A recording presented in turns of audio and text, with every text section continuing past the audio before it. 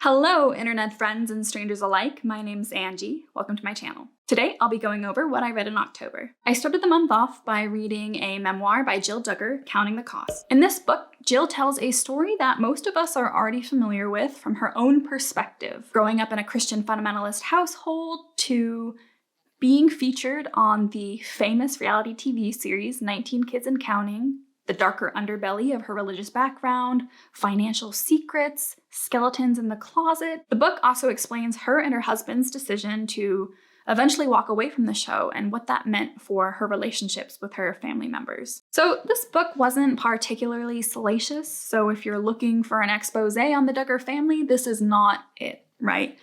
What I do appreciate about this book is Jill tells her story candidly. I think her voice was clear and easy to digest. I'd recommend this book if you're interested in toxic family relationships, learning more about Christian fundamentalism, and also if you're interested in the sort of behind-the-scenes aspect of reality television. I'd give this book 3.5 stars. It was a solid read for me. I do appreciate her telling her story on her own terms. The second book that I read in October was All the Good People Here by Ashley Flowers, which was her debut thriller. This book follows Margot Davies, a big city journalist returning to her hometown in Indiana to take care of her aging uncle, who was also her father figure growing up. Come to find out, her hometown is actually still haunted by an unsolved child murder case, the murder of January Jacobs, and that occurred when Margot was a child. This book basically follows her investigation, but also features a past timeline narrated by January's mother. It was fine, easy to read and follow. As someone who grew up in a small town, I think it did a decent job creating that kind of small town atmosphere where no one can kind of get away with escaping the rumor mill. However, I found it overly plot-driven to the point that a lot of the character development suffers. It's a lot of just, and then this happened, and then this happened, and then this happened, which made it less engaging for me. I also found the story to be quite predictable. For me, this book was a 2-star read. I actually didn't know that the author of this book is a true crime podcaster. So if you like her and her podcast, maybe you'd like this book. For me though, without spoiling too much, this book mirrored one of the most prolific true crime cases in America. The details of the story were almost like step-by-step identical to that true crime case, and I found that incredibly distracting. I think it took away some of the suspense for me because it felt like I already knew what was going to happen based on that true crime case. I also was very unsatisfied with the ending. I know maybe that's more of a me thing. I feel like I can't really say why it disappointed me without being a spoiler, so I guess I'll just leave it at that. The third book that I read in October was Wrong Place, Wrong Time, a thriller mystery novel. Can you stop a murder after it happens? This book explores that idea through a Groundhog Day time loop type plot device. The main character witnesses her teenage son murdering a stranger one night, which triggers a time loop, causing the next day to be, well, yesterday. The story follows her journey back in time, stopping at key events that are potentially related to the murder, and the main character realizes, hey, maybe I'm here in this time loop to try and figure out a way to stop this from happening. I thoroughly enjoyed this book. So I read a lot of thrillers, I read a lot of suspense novels, I love a good mystery, and I actually felt this sort of science fiction type plot element to be very refreshing while still maintaining that true thriller and suspense feel. This book actually was a solid 4 stars for me. I did not expect to like this book as much as I did. So that rating is a lot more about the story and how it made me feel more than it is a testament to the writing. I felt fully engaged and entertained in the story. I felt emotionally connected to the characters. I think maybe in part, this story really explores that mother and son relationship. And as a mother myself, I think maybe that is part of the why that I connected with that element specifically. It also features a relationship with an aging parent, and that also hit me in the feels.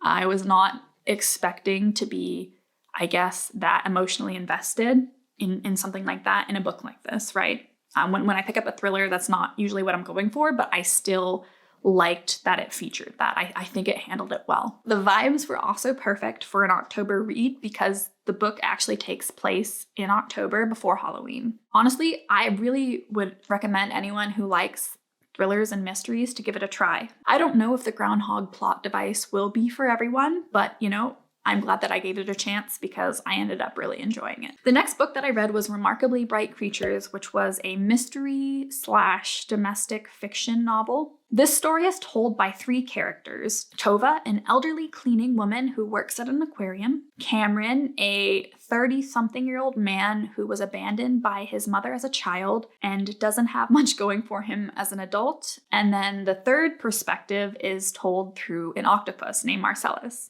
That's right, an octopus. The plot focuses mainly around the mystery surrounding Tova's son, who went missing more than 30 years ago, never to be seen again, as well as Cameron's pursuit to basically find out where he came from in terms of his parents. It also heavily features the friendship between human and octopus. This book was well crafted. I loved the PNW setting. I lived near the Puget Sound for a while and I absolutely loved it there, so I loved the PNW vibes of this book. I will say it did take me a little bit of time to become fully invested in the story, and part of that is I really loved Tova and Marcellus as characters. Cameron was a harder sell for me. I still don't love him as a character, and I don't think you have to love every character. For me personally, his perspective specifically I found a little bit grating and I think took away from some of the experience. I would rate this book still a solid 4 stars. I think maybe the way that I felt about Cameron kind of prevented it from being a full 5-star read for me. I don't usually read books quite like this one, but I'm glad that I took a chance on it.